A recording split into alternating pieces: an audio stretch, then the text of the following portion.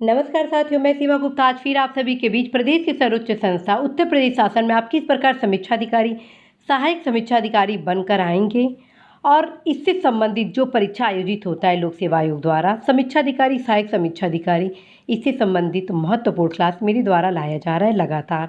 और आज के इस क्लास में मेरे द्वारा आप सभी को भूगोल के मानचित्र विषय का अवलोकन कराया जा रहा है और जिसमें भारत के तटीय मैदान के संबंध में आप सभी को आज क्लास लिया जाना है। चूँकि यह क्लास बहुत ही महत्वपूर्ण है, अतः आप सभी को यही दिशा निर्देश देना है कि आप अवश्य 2 से 3 बार इस क्लास का अध्ययन करें, अवलोकन करें और देखिए कि किस प्रकार से क्वेश्चन पूर्व में इस पोर्शन से बने हैं, ताकि आपका जो दिशा है वह बढ़ सके और आपकी जो सफलता है आपकी मुट्ठी में आ सके। तो आइए जानते हैं भारत के तटीय मैदान। तो सबसे पहले आप देख रहे हैं भारत के तटीय मैदान काठियावाड़ तटीय मैदान है, कोंकण तटीय मैदान है, मालाबार तटीय मैदान है, कोरोमंडल तटीय मैदान है, आंध्र तटीय मैदान है और उत्कल तटीय मैदान है। आप देख रहे हैं कि पूर्वी घाट में उत्कल तटीय मैदान, आंध्र तटीय मैदान और कोरोमंडल तटीय मैदान है। यदि उत्तर से लेके दक्षिण तक पूर्वी घाट में देखते तो सबसे पहले आता है उत्कल तटीय मैदान,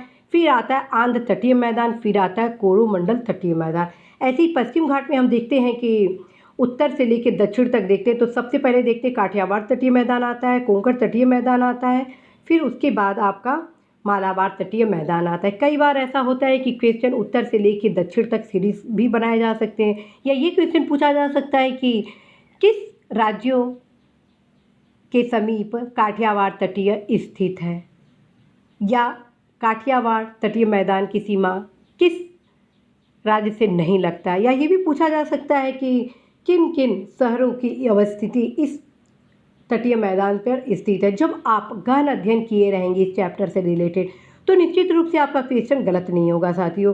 तो आइए आरंभ करते हैं। सबसे पहले तमिलनाडु तटीय मैदान अर्थात कोरोमंडल तटीय मैदान। तो देखते हैं चेन्नई के उत्तर भाग से लेकर दक्षिण में कन्याकुमारी तक लगभग 675 किलोमीटर तक यह विस्तारित है। जी हाँ साथियों, तमिलनाडु मैदान का विस्तार चेन्नई के उत्तरी भाग से दक्षिण में कन्याकुमारी तक लगभग 675 किलोमीटर तक यह क्षेत्र विस्तारित है। इसे दक्षिण भारत का गौरव भी कहा जाता है। जी हाँ साथियों, कोरोमंडल तटीय मैदान को दक्षिण भारत का गौरव भी कहा जाता है और चावल के उत्पादन के लिए यह बहुत ही प्रसिद्ध है। चावल के उत्पादन के लिए यह बहुत ही प्रसिद्ध है। तमिलनाडु के अनेक बड़े नगर इसी मैदानी भाग में बसे हैं, जैसे एन्नूर, चेन्नई, तूतीकोरन।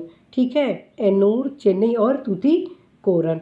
अब आते हैं हम आंध्र तटीय मैदान के संबंध में। अब हम आते हैं आंध्र तटीय मैदान के संबंध में। यह इसका विस्तार उत्कल के मैदान के दक्षिण सीमा से पुलिकट झील तक विस्तारित है। इसमें कृष्णा और गोदावरी नदियों का बहुत बड़ा डेल्टा है। जी हाँ साथियों, इसी आंध्र तटीय मैदान में कृष्णा और गोदावरी नदियों का बहुत बड़ा डेल्टा है। क्वेश्चन बन सकता है कि किस तटीय मैदान में कृष्णा और गोदावरी नदियों का बहुत बड़ा डेल्टा है। तो जब आप अध्ययन किए रहेंगे इस आंध्र तटीय मैदान का तो क्वेश्चन आप सही करेंगे।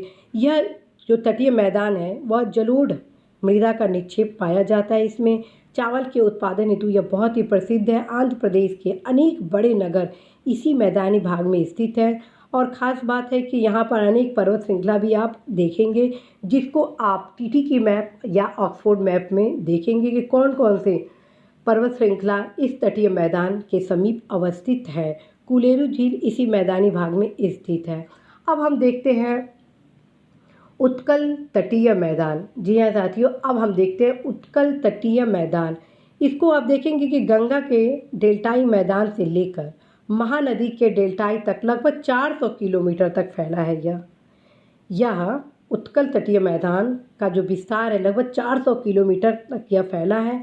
जलोढ़ मिट्टी से बने होने के कारण यह क्षेत्र चावल के उत्पादन के लिए बहुत ही प्रसिद्ध है और यह क्षेत्र चिल्का झील के लिए भी प्रसिद्ध है। यहाँ पर अनेक महत्वपूर्ण मंदिर हैं जो आप ऑक्सफोर्ड मैप से देखेंगे कि कौन से उत्कल तटीय मैदान के समीप भारत का प्रसिद्ध मंदिर स्थित है और कौन कौन से नदी का प्रवाह इस क्षेत्र में होता है और कौन सी पर्वत श्रृंखला इसके समीप है और किन किन राज्यों की सीमा यहाँ पर लगता है। तो ये स्वयं आप करेंगे ताकि आपको एक दृष्टि मिले, क्योंकि मेरे द्वारा आपको इस आधारभूत क्लास में महत्वपूर्ण फैक्ट के साथ साथ आपको दिशा भी प्रदान किया जा रहा है ताकि आप स्टडी के मामले में आत्मनिर्भर हो सके और परीक्षा में किसी भी प्रकार से प्रश्न पूछा जाए तो आप सफल हो सके। अब हम आते हैं काठियावाड़ तटीय मैदान के संबंध में। जी हाँ साथियों, अब हम आते हैं काठियावाड़ तटीय मैदान को। सबसे पहले जानते हैं कि काठियावाड़ तटीय मैदान का विस्तार कच्छ से दक्षिण में दमन तक विस्तारित है। काठियावाड़ तटीय मैदान का विस्तारण कच्छ से लेकर दक्षिण में दमन तक है। इस तटीय मैदान में नमक का बड़ी मात्रा में उत्पादन होता है और इसी तटीय मैदान में भारत के महत्वपूर्ण बंदरगाह स्थित है और यहाँ पर इस तटीय मैदान में सूरत, भावनगर, सलाया, जामनगर, पोरबंदर के साथ अनेक प्रकार के महत्वपूर्ण शहरों की अवस्थिति है। और आप सभी अवश्य ही उन तमाम फैक्ट को देखेंगे जो मानचित्र में दिया गया है, जैसे कौन कौन से क्रिक काठियावाड़ तटीय मैदान पर स्थित है, इसको आप जरूर ही देखेंगे। अब आते हैं कोंकण तटीय मैदान के संबंध में। तो आप इसका देखेंगे, कोंकण तटीय मैदान उत्तर में दमन तथा दक्षिण में गोवा के मध्य स्थित है। इसका विस्तार उत्तर में दमन और दक्षिण में गोवा तक स्थित है। यह जो तटीय निम्न भूमि आसमान है तथा इसमें नदी, घाटियों, संकरी खाड़ियों तथा पर्वत श्रेणियाँ अनेक प्रकार की हैं। रत्नागिरी, चिपलून, मालवन जैसे अनेक नगर इस मैदान में स्थित है। इस मैदान में वर्षा अधिक होता है, यह काफ़ी उपजाऊ है। यहाँ आम एवं चावल की कृषि अधिक होती है। तो आपके लिए होमवर्क ये है कि देखेंगे कि कोंकण तटीय मैदान से कौन कौन से राज्य की सीमा लगता है। अब आते हैं हम लोग मालाबार तटीय मैदान के बारे में। जी हाँ साथियों, अब हम आते हैं मालाबार तटीय मैदान के बारे में। इसको आप देखेंगे मालाबार तटीय मैदान के बारे में कि उत्तर में गोवा से लेकर दक्षिण में कन्याकुमारी तक विस्तारित आविर्भाव के तट रेखा है। ये दक्षिण तटीय क्षेत्र में ग्रीष्म मानसून मौसम के दौरान अधिकतम वर्षा होता है, अतः वर्षा अधिक होने तथा सामान्य तापमान अनुकूल होने से सुपारी, गरम मसाला, आम, केला, चावल, नारियल यहाँ पर अधिक पैदा होता है। इसमें लंबे और संकरे कयाल पाए जाते हैं। क्वेश्चन कई बार आ जाता है किस तट पर कयाल पाए जाते हैं, तो वो हो जाएगा उत्तर मालाबार तट पर।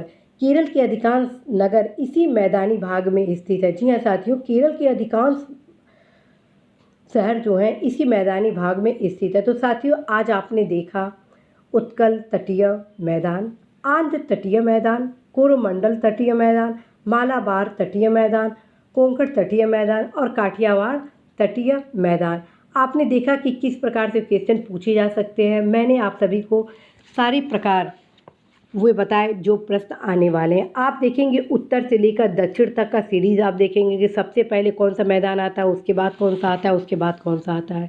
आप ये देखेंगे दक्षिण से लेकर उत्तर तक कौन कौन से मैदान जाते हैं। फिर आप देखेंगे कि किस राज्य की सीमा किस किस तटीय मैदान से लगता है। फिर आप देखेंगे कि कौन कौन से शहर की स्थिति किस किस तटीय मैदान पर स्थित है। आप यह भी देखेंगे कि किन किन नदियों का प्रवाह किन तटीय मैदानों पर होता है, कौन सा तटीय मैदान किस संसाधन के लिए महत्वपूर्ण है।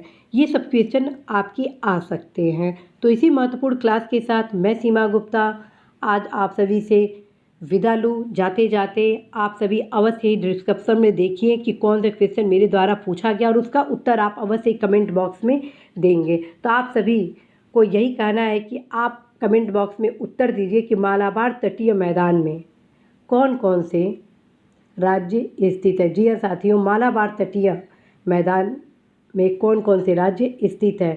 मैं सीमा गुप्ता इस आशा के साथ कि आप अवश्य उत्तर देंगे विदा लेती हूँ। नमस्कार।